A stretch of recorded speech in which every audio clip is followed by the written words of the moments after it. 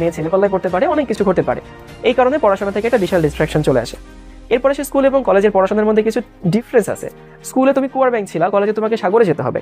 এখন যে সারা জীবন কুয়ায় ছিল, মিঠা পানিতে ছিল, অল্প জায়গায় ছিল, সাগরে এসে দেখে ওরে বাবা পানি তো নোনা হয়ে গেছে, জায়গা তুমি কুল কিনারা পাই না। তো এটা একটা কারণ হতে পারে। স্কুলে একটাই বই, সারা দেশে এক বই পড়ানো হয়, সাল্লাহ ওই এক বই থেকে পড়ানো, ওইখান থেকে প্রশ্ন আসে, ওইখান থেকে কমন পড়ে, ওইখান থেকে তুমি আনসার করো।